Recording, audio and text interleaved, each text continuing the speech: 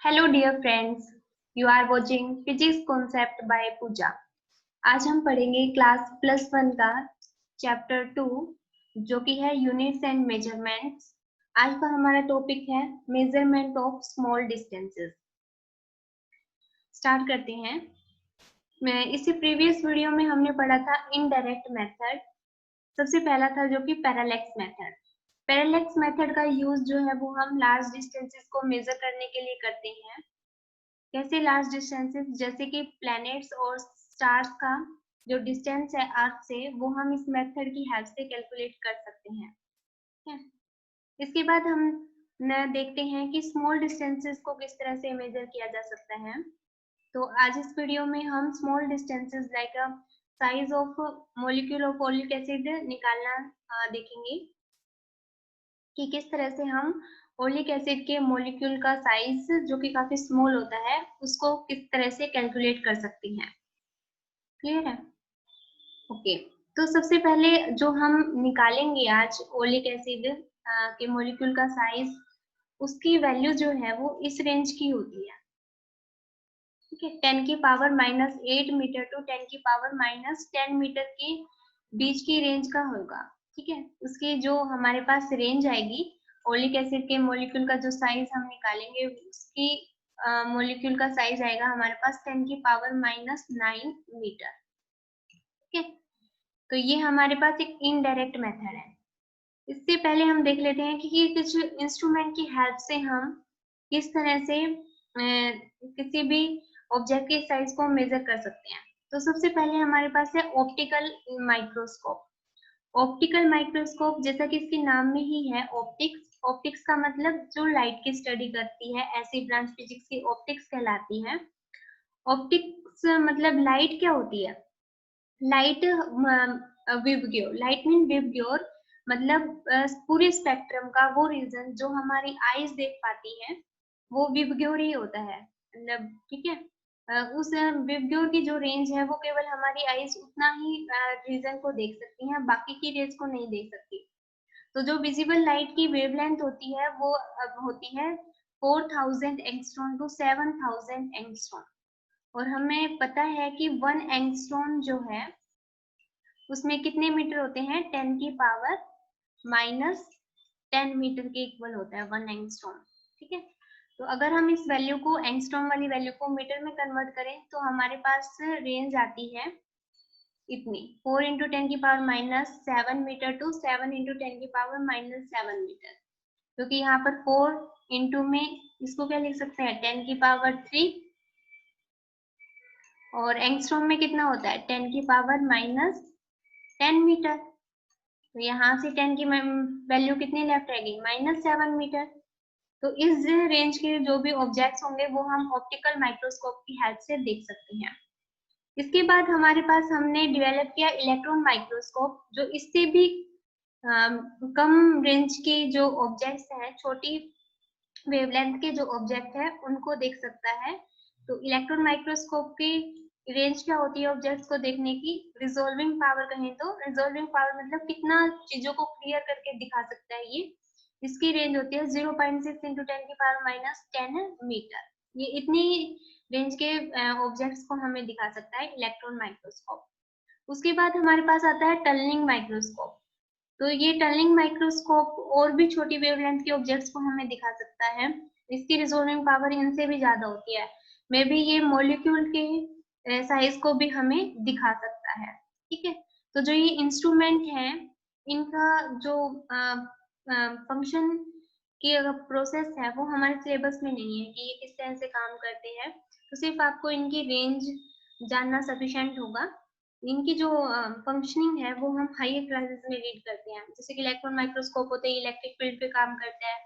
ये simple optical microscope की range ये है। टर्निंग माइक्रोस्कोपिक तो और भी हमारी हायर क्लासेस में आता है। ठीक है, तो सिर्फ आपको इसकी रेंज जानना ही सफिशिएंट होगा +1 क्लास में। तो नेक्स्ट हम देखते हैं जो हमारा टॉपिक है कि हम ओलिक एसिड के मॉलिक्यूल का साइज कैसे फाइंड आउट कर सकते हैं। तो सबसे पहले क्वेश्चन आता है कि भाई ओलिक एसिड ही हमने क्यों चुना?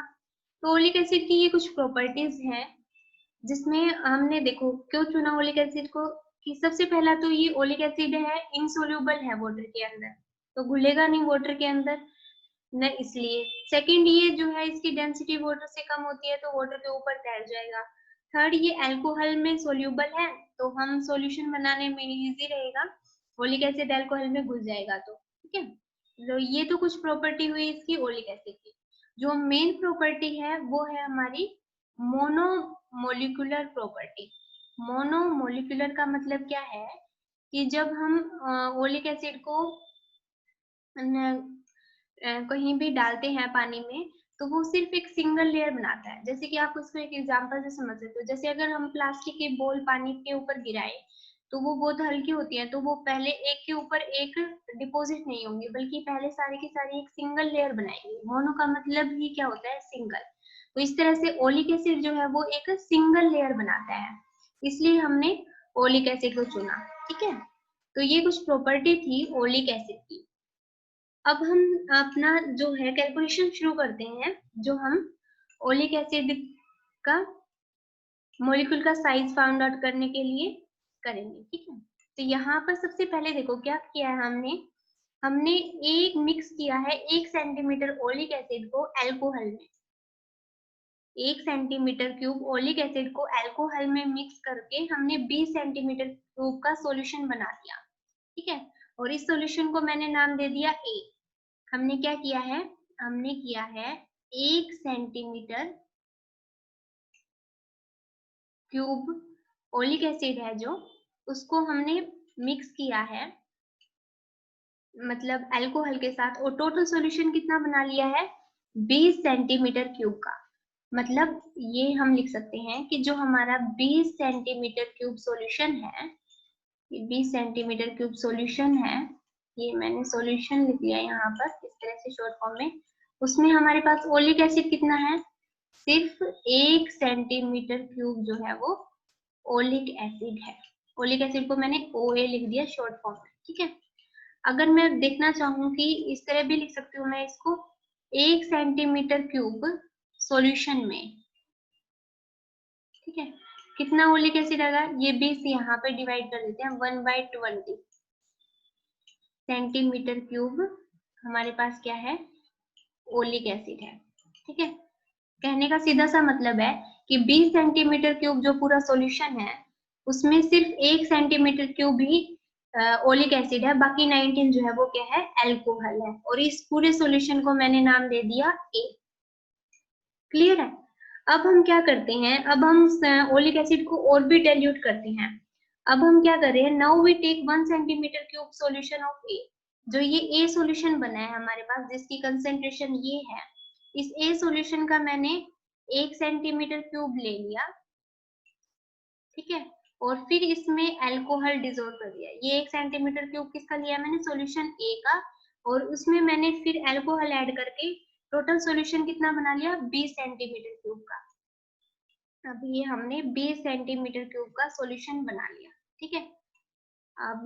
अब जो ये नया सॉल्यूशन बना है 20 सेंटीमीटर क्यूब का, इसको चलो हम नाम दे देते हैं बी। इसको नाम दे देते हैं बी, ठीक है। अब 1 सेंटीमीटर क्यूब जो सॉल्यूशन हमने बनाया था ए लिया है 1 सेंटीमीटर क्यूब यहाँ पर किस सॉल्यूशन का लिया है, ए का। इसमें ओलिक एसिड कितना है हमारे पास, ये है ना। ओलिक एसिड कितना है, 1/20 सेंटीमीटर क्यूब। कितना है, 1/20 सेंटीमीटर क्यूब ओलिक एसिड है। और अगर हम यहाँ से देखें कि 1 सेंटीमीटर क्यूब में जो बी सॉल्यूशन है, 1 सेंटीमीटर क्यूब जो हमारा बी सॉल्यूशन है, उसमें कितना ओलिक एसिड और आ जाएगा, तो ये 20 है, ये भी इधर आके क्या हो जाएगा, डिवाइड हो जाएगा। ये भी कितना हो गया 20, ठीक है, इधर आ जाएगा। इसका मतलब क्या है, अब जो हमारा बी सॉल्यूशन बना है उसकी कंसेंट्रेशन क्या है हमारे पास, उसकी कंसेंट्रेशन है 1/400 centimetre cube of oleic acid. मतलब अब हमारे पास 400 सेंटीमीटर क्यूब पूरे सॉल्यूशन में 1 सेंटीमीटर क्यूब भी ओलिक एसिड है। ये सब करने क्यों किया हमने, 2 बार जो है उसको ओलिक एसिड को डाइल्यूट किया है, ठीक है। सिर्फ ये ओलिक एसिड को डाइल्यूट करने का कारण ही हमने 2 बार सॉल्यूशन बनाया है इतनी कंसेंट्रेशन का। 1/400 centimetre cube of oleic acid. मतलब क्या है इसका कि 400 सेंटीमीटर क्यूब पूरे सॉल्यूशन में हमारे पास सिर्फ 1 सेंटीमीटर क्यूब ही ओलिक एसिड है। क्लियर है? एक बार और देख लेते हैं क्या किया हमने। देखो हमने क्या किया है कि 1 सेंटीमीटर क्यूब ओलिक एसिड लिया है और 19 अल्कोहल लिया है, तो टोटल सॉल्यूशन कितना बन गया 20 सेंटीमीटर क्यूब का। ये हमने इस सॉल्यूशन को ए नाम दे दिया। मतलब जो 20 सेंटीमीटर क्यूब सॉल्यूशन है उसमें 1 सेंटीमीटर क्यूब ओलिक एसिड है। मैं इसको इस तरह भी लिख सकती हूँ कि 1 सेंटीमीटर सॉल्यूशन में कितना ओलिक एसिड आ जाएगा 1/20 सेंटीमीटर क्यूब ओलिक एसिड आ जाएगा। फिर जो ये ए सॉल्यूशन बना है इसका 1 सेंटीमीटर क्यूब लिया और इसमें ऐड कर दिया अल्कोहल और टोटल सॉल्यूशन बना लिया 20 सेंटीमीटर क्यूब का। अब 20 सेंटीमीटर क्यूब जो एक सॉल्यूशन है इसी तरह से यहाँ पे डिवाइड किया है, तो मैंने इस सॉल्यूशन में देख लिया भी 1 सेंटीमीटर क्यूब सॉल्यूशन बी में कितना ओलिक एसिड आएगा, तो ये वाला 20 भी यहाँ डिवाइड में हो जाएगा, तो कितना आ गया ये 1/400 centimetre cube of oleic acid. Clear है? आई होप आपको ये क्लियर हो गया होगा कि हमने किस तरह से ओलिक एसिड को क्या है डाइल्यूट किया है। ठीक है, हमने 400 सेंटीमीटर क्यूब जो हमारा सॉल्यूशन है उसमें सिर्फ 1 सेंटीमीटर क्यूब ही क्या है ओलिक एसिड का है। अब हम क्या करने वाले हैं, देखो अब यहाँ पर हमने क्या किया है, now we lightly sprinkle some lycopodium powder on the surface of water। हमने अब ये एक्सपेरिमेंट इस तरह से है। अब हम क्या लेते हैं, एक यहाँ पे देखो मैंने पिक लगाई हुई है, यहाँ पर हमने एक पॉट ले लिया है जिसके अंदर पानी भर लिया है। ठीक है, और उस पानी के ऊपर ये जो आपको ये दिख रहा है ये लाइकोपोडियम पाउडर है। क्या है? Lycopodium powder. ये जो है ये लाइकोपोडियम पाउडर है। और जो सॉल्यूशन मैंने बनाया है यहाँ पर इसको क्या बोलते हैं, ब्यूरेट। इस ब्यूरेट में मैंने डाल दिया है, ये ब्यूरेट है, यहाँ पर इस ब्यूरेट की नोब है। अगर इस नोब को आप ओपन करोगे तो यहाँ से जो सॉल्यूशन है वो गिरना शुरू हो जाएगा। ठीक है, तो ये जो सॉल्यूशन है यहाँ पर जो सॉल्यूशन है इस ब्यूरेट में मैंने डाल दिया है। कौन सा सॉल्यूशन? जिसमें पूरा सॉल्यूशन तो 400 सेंटीमीटर का क्यूब का है और उसमें 1 सेंटीमीटर क्यूब क्या है हमारा ओलिक एसिड है। तो जो ये सॉल्यूशन मैंने इस ब्यूरेट में डाल दिया, अब मैंने क्या किया है इस सॉल्यूशन की एक ड्रॉप यहाँ पर इसमें डाली है, किसमें? जिसमें पानी भरा हुआ था और इसके ऊपर जो है लाइकोपोडियम पाउडर है। तो जब एक ड्रॉप यहाँ से किसकी आएगी, सॉल्यूशन की आएगी, तो यहाँ पर जो पाउडर है वो हट जाएगा और इस तरह से हमारे पास एक सर्कल बन जाएगा। ठीक है, और इस सर्कल का जो डायमीटर है वो हम रफली स्केल की हेल्प से मेजर कर सकते हैं। जो ये सर्कल बना है इसका डायमीटर हम स्केल की हेल्प से इजीली मेजर कर सकते हैं। तो ये हमने क्यों बनाया है, ये ड्रॉप डाली है जो हमने, देखो हमारा सॉल्यूशन अब ये देखते हैं। हमने लाइकोपोडियम पाउडर डाल दिया सर वाटर की सरफेस पे, जो लेयर बन गई हमारे पास उसका डायमीटर हमने मेजर कर लिया। तो ये डायमीटर हमारा कैलकुलेशन में काम आएगा जब हम एरिया निकालेंगे। तो अब हम मान लेते हैं कि जो ड्रॉप हमने गिराई है सॉल्यूशन की उस सरफेस पर जिस पर लाइकोपोडियम पाउडर गिरा हुआ है, उस ड्रॉप का वॉल्यूम हमने V कंसीडर कर लिया है।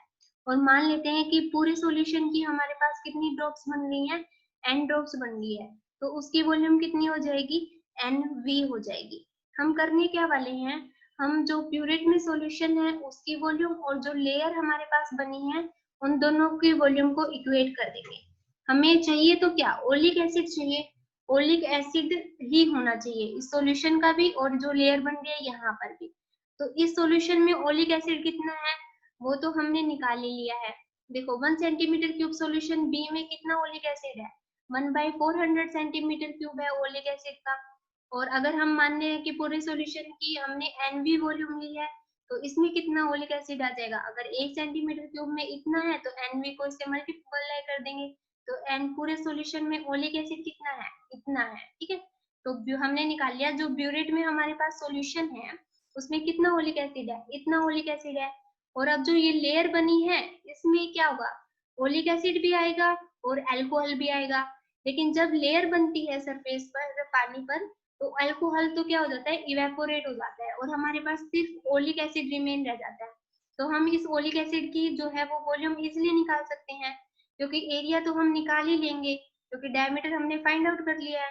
तो यहाँ से पाई आर स्क्वायर हम निकाल लेंगे एरिया तो इसका, और हम मान रहे हैं कि जो हमारा ओलिक एसिड है वो मोनोमोलिकुलर लेयर बनाएगा, तो उसकी थिकनेस जो है वो, तो अगर हम इसकी वॉल्यूम निकालना चाहे तो एरिया इंटू थिकनेस करके निकाल सकते हैं, है ना। इसलिए जो हमारे पास यहाँ पर ये लेयर बनेगी सॉल्यूशन की, उसकी वॉल्यूम हम क्या निकाल सकते हैं, एरिया इंटू थिकनेस।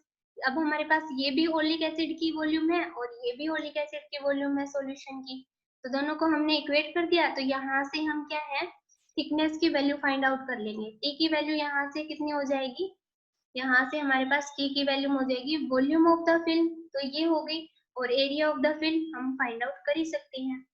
तो यहाँ से अगर हम कैलकुलेशन करें तो ये तो इसका एक्सपेरिमेंट व्यू आपने देख लिया, ये ब्यूरेट है, ये हमने ड्रॉप डाली तो यहाँ पर ये सर्कल बन गया, इसका डायमीटर हमने फाइंड आउट कर लिया है। तो यहाँ से हम थिकनेस कितनी मेजर कर सकते हैं, थिकनेस हो जाएगी एन वी अपॉन में 20 इंटू 2400 ओलिक एसिड की कंसंट्रेशन, एरिया हम मेजर कर लेंगे, जो डायमीटर है उससे हम एरिया निकाल लेंगे पाई आर स्क्वायर। एन जो है वो क्या है, वो ड्रॉप्स है कि हमने कितनी डाली है, ठीक है, वो हम काउंट कर लेंगे। अब हमारे पास ये है कि V क्या है, V है वॉल्यूम ऑफ वन ड्रॉप मानी है हमने, ये हम कैसे निकालेंगे volume of one drop, volume of one drop हम कैसे निकाल सकते हैं। तो वॉल्यूम देखो, अगर हम मान लेते हैं कि अगर 1 सेंटीमीटर क्यूब हमारे पास सॉल्यूशन है, उसमें 10 ड्रॉप बन रही है हमारे पास, कितनी ड्रॉप है, 10 ड्रॉप बन रही है, तो यहाँ से एक ड्रॉप कितना सॉल्यूशन हो जाएगा, एक ड्रॉप में सॉल्यूशन कितना हो जाएगा, ये हो जाएगा 1/10 सेंटीमीटर क्यूब, और इनटू में अगर ओलिक एसिड की बात करें तो उसकी कंसेंट्रेशन कितनी है 1/400, तो यहाँ से हम एक ड्रॉप में पता कर सकते हैं कि कितना ओलिक एसिड है। तो एन तो हम काउंट ही कर लेंगे, ब्यूरेट में से जब ड्रॉप गिरेंगी तो हम गिन लेंगे कि पूरे सॉल्यूशन में कितनी ड्रॉप बन रही है, वो तो एन हो गया। ये भी एक ड्रॉप के वॉल्यूम हम ये से फाइंड आउट कर सकते हैं कि देख लेंगे कि कितनी ड्रॉप बन रही है पूरे सॉल्यूशन में, तो एक ड्रॉप में कितना सॉल्यूशन आया है, ठीक है, और इनटू में 1/400 करके उसमें देख लेंगे कि ओलिक एसिड कितना है। इस तरह से कैलकुलेट कर लिया, ये 20 इंटू 20 हमने बताई है कैलकुलेशन है, एरिया हमने डायमीटर निकाल लिया तो वहां से एरिया हम निकाल सकते हैं। तो इस तरह से हम थिकनेस निकाल सकते हैं, यहाँ से हमारे पास क्या आ जाएगी, थिकनेस आ जाएगी। और ये थिकनेस हमारी कैसे फाइंड आउट करते हैं, हमने माना है कि जो लेयर बन रही है वो इतनी पतली है कि एक ही लेयर है, मोनो थिकनेस लेयर, तो टी तो जो कंपैरिजन जो डायमीटर ही आएगा हमारा, वो ही क्या हो जाएगा, वहां से वहां से हम पूरी कैलकुलेशन करके ये सारी वैल्यू फाइंड आउट करके वहां से हम क्या मान सकते हैं, थिकनेस निकल जाएगी हमारे पास इस जो हमारी लेयर बनी है उसकी। तो ये कितनी आती है हमारी थिकनेस, कंपेरेबल आती है 10 की पावर 9 मीटर, ठीक है। तो इस तरह से इनडायरेक्ट मेथड से हम जो है वो फाइंड आउट कर सकते हैं किसी भी ओलिक एसिड हो या ओलिक एसिड के मॉलिक्यूल का साइज, ठीक है। आई होप आपको ये टॉपिक क्लियर हो गया होगा। Thanks for watching.